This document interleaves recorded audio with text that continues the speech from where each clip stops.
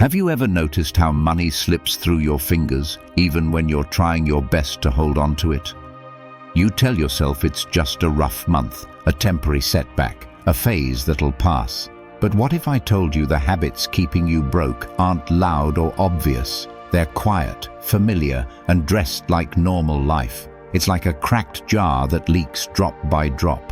You don't notice the damage at first until one day the jar is empty and you can't figure out where it all went.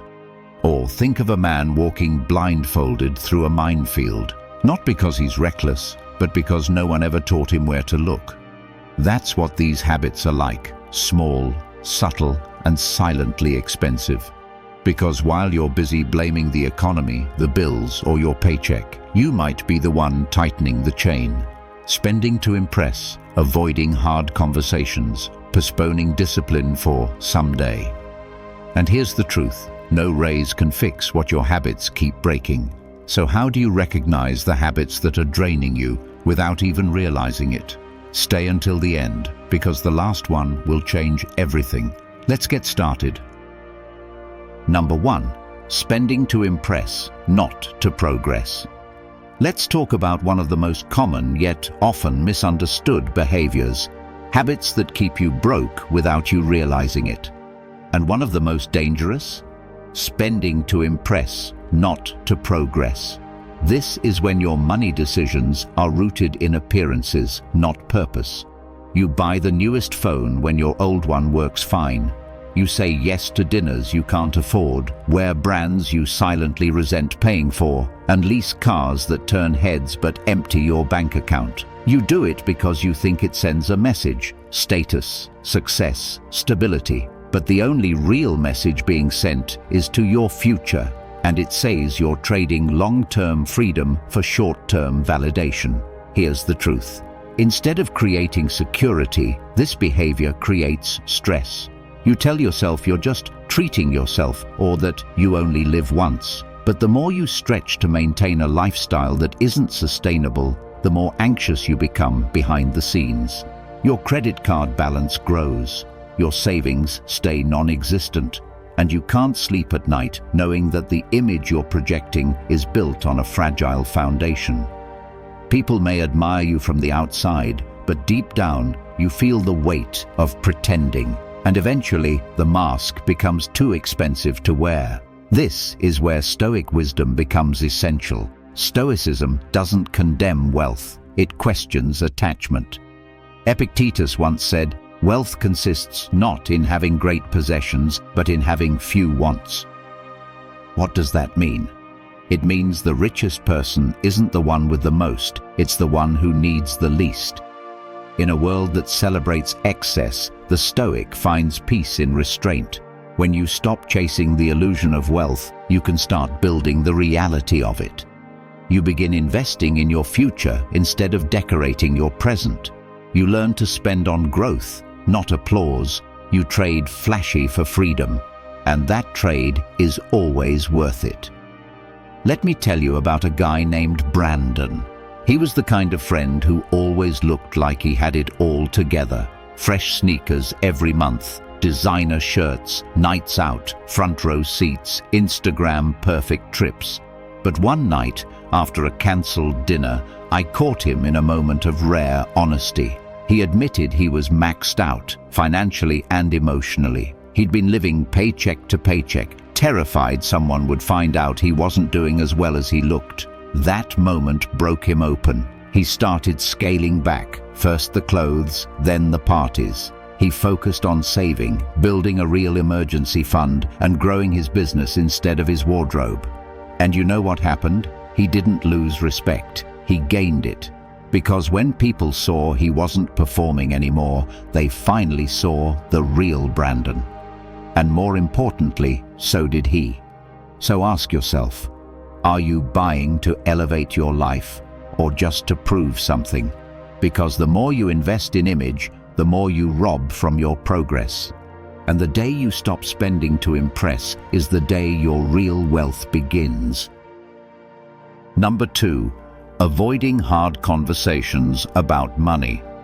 Let's talk about one of the most common, yet often misunderstood behaviors, Habits that keep you broke without you realizing it.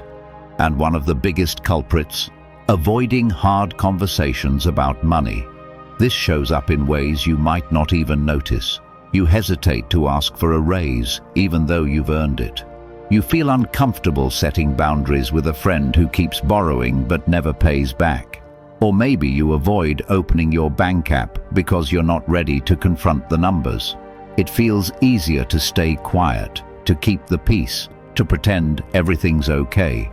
But that silence is costing you more than you think. Here's the truth. Instead of protecting your peace, this habit slowly chips away at your confidence and your stability. You tell yourself you're being humble or gracious or just avoiding conflict. But what you're really doing is abandoning yourself. When you don't speak up about your worth, others won't magically recognize it. When you keep letting people cross your boundaries, they'll never know there were any. And when you avoid facing your own financial patterns, those small problems grow into overwhelming ones. You might think you're dodging discomfort, but what you're really doing is signing up for long-term struggle. The money you don't ask for, the debts you don't address, the habits you don't change, they quietly keep you stuck. This is where Stoic wisdom draws a hard line. The Stoics believed that discomfort is often the gateway to growth. Epictetus said, "If you wish to improve, be content to be thought foolish and stupid." In other words, be willing to be misunderstood. Be willing to look awkward or overly assertive if it means standing up for what matters. Because pretending everything is fine just to appear polite or easygoing isn't strength, it's avoidance, and avoidance keeps you broke. Stoicism teaches that inner peace doesn't come from dodging conflict. It comes from facing what's hard and surviving it. When you confront those financial conversations, when you say, "I need a raise," or "I can't lend you money right now," or even "I need to get serious about my own spending," you reclaim power. You build clarity and confidence, and slowly you begin to shift your relationship with money from fear to control. Let me tell you about someone named Melissa. She was a talented graphic designer who hadn't raised her freelance rates in 4 years.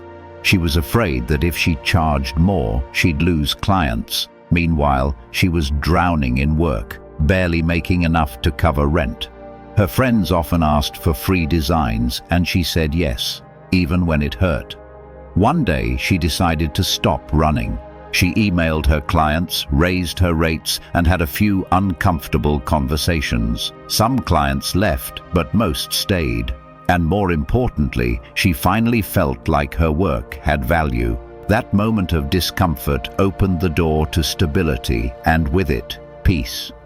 So ask yourself, what money conversation are you avoiding? Because sometimes the thing you fear saying out loud is the exact thing that sets you free.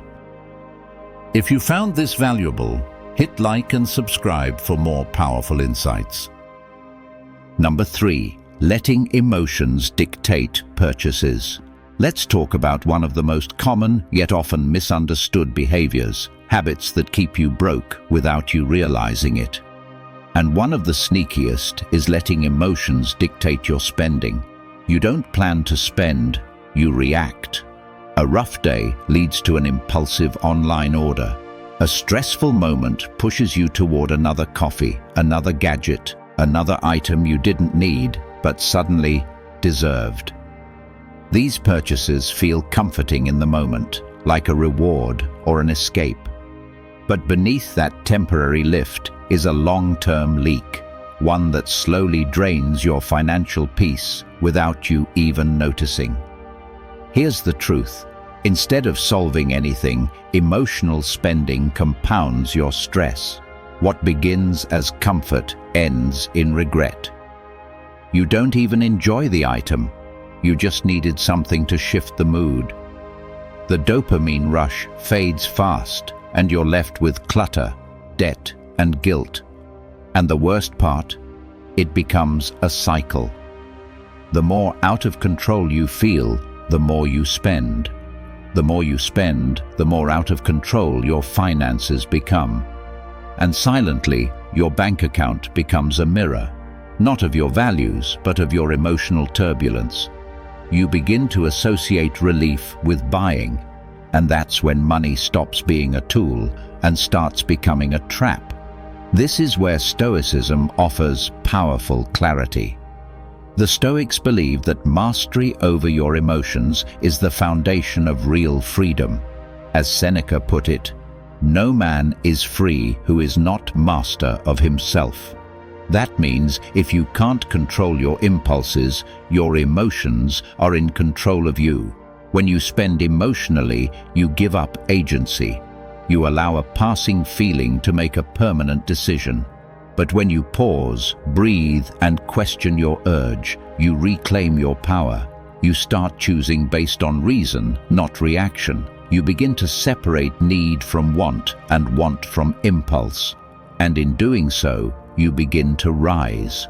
I once knew someone, let's call her Amanda, who always looked well put together. She had a beautiful apartment, stylish clothes, the latest everything. But behind the scenes, her spending was tied to emotion.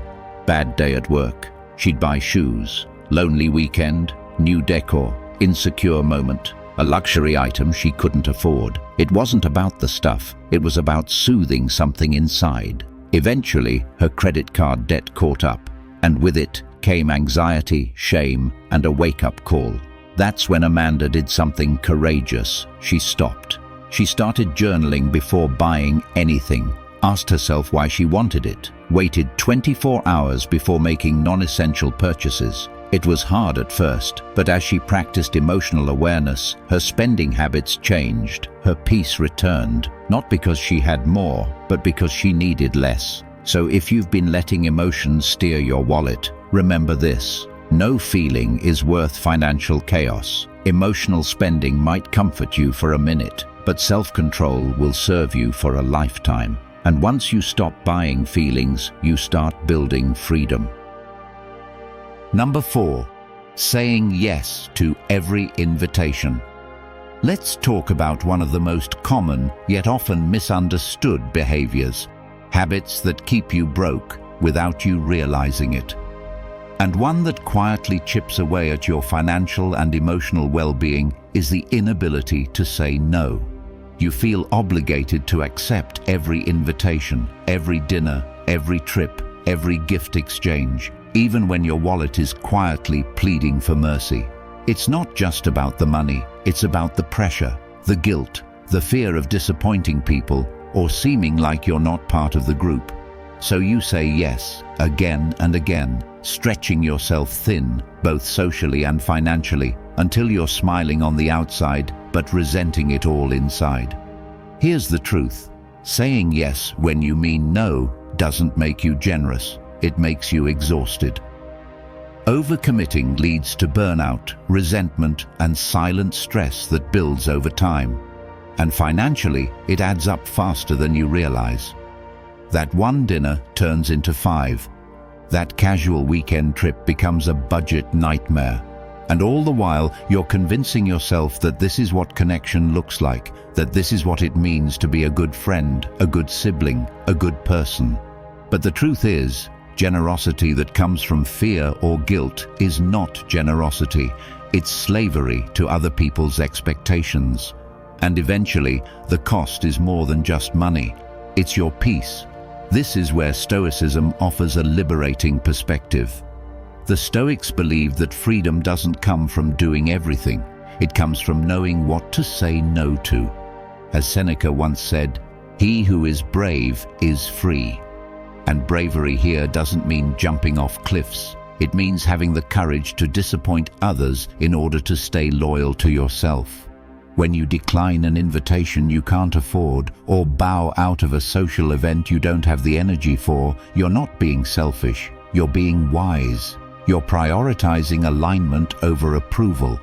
And that's the kind of strength that leads to both inner calm and outer clarity. I remember someone, let's call him Brandon, who used to be the guy who never missed a thing. Every birthday party, every weekend getaway, every spontaneous dinner invite, he was there. People loved him for it. But behind the scenes, Brandon was drowning in credit card debt. He was constantly anxious, always calculating how to stay afloat. He feared saying no would make him look cheap or uncaring. But eventually, it all caught up. He had to borrow money just to keep up appearances. That's when he decided to stop performing and start choosing. He made a budget. He started saying, "I can't make it," without apology. And he learned to stay home when he needed to. The result? His friends still loved him. But more importantly, he started loving his life again, because it was finally his. So if you've been saying yes to everything out of guilt, fear, or habit, pause. Ask yourself what it's really costing you. People who truly value you will understand, and those who don't, well, maybe that no was long overdue. If you've watched the video this far, don't forget to leave a comment with a "thank God" and give it a like if you enjoyed the content. Your support means a lot and motivates me to keep creating more interesting videos. I hope you find inspiration in them and that we continue learning together. Thank you for your support. Number 5. Never tracking what comes in or goes out. Let's talk about one of the most common yet often misunderstood behaviors, habits that keep you broke without you realizing it. And one of the most dangerous is simply this: not paying attention. You swipe, you tap, you spend, but at the end of the week, you're left wondering where all your money went. You avoid looking at the numbers, telling yourself it's fine. You're not spending that much. You're in control. But deep down, there's an unease that grows every time you open your banking app and hesitate to scroll, because somewhere inside, you already know the truth. It's not that you don't have enough. It's that you don't know what you're doing with what you have. Here's the truth: what you don't track, you can't change. Ignoring your money doesn't make the stress go away. It makes it stronger. The latte here, the delivery there, the impulsive Amazon order, it all adds up. Not because small things are evil, but because blind habits create invisible leaks. And those leaks drain your progress, your peace, your ability to make better choices. Most people don't go broke from one big decision. They go broke from 1,000 tiny ones they weren't paying attention to. And yet, somehow, we convince ourselves that looking at our finances is stressful, when in reality, not looking is what causes the stress. This is where Stoicism meets practicality. The Stoics believed in daily self-examination, sitting down at the end of each day and asking, "What did I do? What did I fail to do? What can I do better tomorrow?" That same discipline can and should be applied to your money. Socrates said, "An unexamined life is not worth living." And in today's world, that includes the financial life. If you want peace of mind, start by paying attention. You don't have to obsess. You don't need a spreadsheet for every breath. But knowing what comes in and what goes out is a baseline for self-respect. It's how you take your power back. Let me tell you about someone. Let's call her Natalie. She made decent money, but was always stressed. Bills felt like a surprise. She never had enough to save. And budgeting, she said it gave her anxiety. But the real anxiety came from not knowing. So she started small, just writing down what she spent each day. No judgment, just awareness. And within a month, she saw it. The eating out, the streaming subscriptions she forgot she had, the little luxuries that weren't bad, but weren't helping her get anywhere either. For the first time, she felt in control, not because she cut everything out, but because she finally knew what was going on. So if you've been avoiding your money like it's a confrontation you'd rather not have, stop. Look, pay attention. Clarity is the first step to change. When you examine your spending the way the Stoics examined their thoughts, you stop living by accident and start building a life that actually works. Number 6. Tying your identity to your income. Let's talk about one of the most common yet often misunderstood behaviors. Habits that keep you broke without you realizing it. And one of the most subtle, yet deeply damaging, is tying your identity to your income. It sounds harmless at first. After all, we live in a world where the first question people ask is, what do you do? Your title becomes your worth. Your salary becomes your scoreboard. And the more you make, the more valuable you feel. But here's the trap. When your self-worth rises and falls with your paycheck, you set yourself up for a lifetime of chasing. Chasing raises, chasing status, chasing approval, while losing sight of who you actually are beneath all that noise. Here's the truth. The moment your identity is built on money, your peace is held hostage by something outside your control. The market dips, the company cuts back, the promotion goes to someone else, and suddenly you feel like less. Not because you are less, but because you've told yourself that your value comes from how much you earn. And so you work longer hours, say yes to more than you should, push your health aside, all in service of maintaining the image of success. But the more you strive to appear valuable, the more disconnected you become from the kind of value that actually lasts. This is where Stoic thinking offers a radical shift. The Stoics believed in detaching from external labels and rooting yourself in character, not currency. Epictetus said, "What upsets people is not things themselves, but their judgments about these things." It's not the number on your paycheck that wounds you, it's the meaning you assign to it. When you believe that a title or income defines your worth, you give that number the power to control your emotions. But when you detach, when you see income as a tool, not an identity, you take your power back. You stop measuring your life in dollars and start measuring it in principles. Let me tell you about someone. Let's call him Eric. He worked in finance, made 6 figures, and still felt like he wasn't enough. Every time a colleague got promoted or posted a win on LinkedIn, he felt the pressure rise. So he started chasing more hours, more deals, more recognition. But he was burned out, disconnected, and increasingly unhappy. It wasn't until he stepped back, until he realized he was confusing his bank balance with his self-worth, that things started to shift. He still works hard, but now he sets boundaries. He defines success by how aligned he feels, not how impressive he looks. And that, ironically, made him even better at his job. So if you've been measuring your value by your income, stop and ask, who are you without the title, without the number?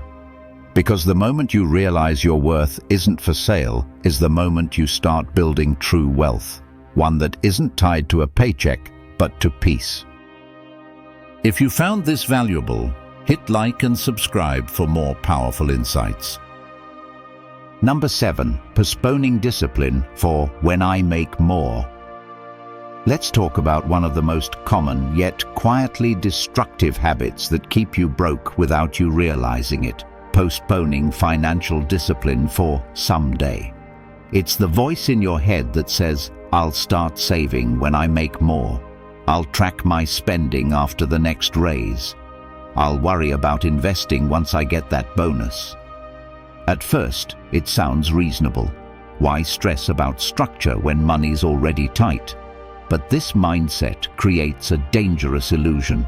That discipline is a luxury for the wealthy, not a foundation for building wealth in the first place. Here's the truth. Financial discipline is not something that magically appears once your income increases. In fact, the longer you delay it, the harder it becomes to develop. Because discipline isn't about the amount, it's about the mindset. If you don't learn to budget $100, you won't suddenly become responsible with $10,000. You'll just upgrade your bad habits. You'll overspend on bigger things, commit to larger bills, and still feel broke, only this time with more stress. The habit of postponing structure creates a false comfort that one day money will fix your problems. But money without discipline is just a faster path to chaos. This is where Stoic wisdom becomes deeply relevant. Zeno, the founder of Stoicism, said, "Well-being is attained by little and little, and nevertheless is no little thing itself." What he meant was that great peace, great stability, great freedom are built on the small, repeated acts of control, not when life is perfect, but especially when it's not. The Stoics believed that discipline was the highest form of strength, not because it restricts you, but because it frees you. When you start treating every dollar with intention, regardless of how many you have, you reclaim power over your future. You stop waiting for circumstances to change and start building change from the inside out. Let me tell you about a woman I know. Let's call her Amanda. She worked retail, made just enough to get by, and always told herself she'd figure out money later. She dreamed of one day owning a business, buying a home, feeling secure. But month after month, year after year, she kept saying, "Once I make more." Then one day, her hours got cut, and that more never came. It was a harsh wake-up call. But instead of spiraling, she did something powerful. She started treating her $1,500 a month like it was $15,000. She tracked every cent, built a tiny emergency fund, said no to things she couldn't afford. It was hard, but eventually, when she did land a better-paying job, she didn't upgrade her spending. She upgraded her freedom. And today, she's debt-free and runs her own small bakery. So don't wait. Discipline isn't something you prepare for. It's something you practice now. Because if you're not ready to manage a little, you won't be ready for more. And when more finally comes, it won't feel like more at all. It'll feel just as chaotic, unless you've already built the structure to hold it.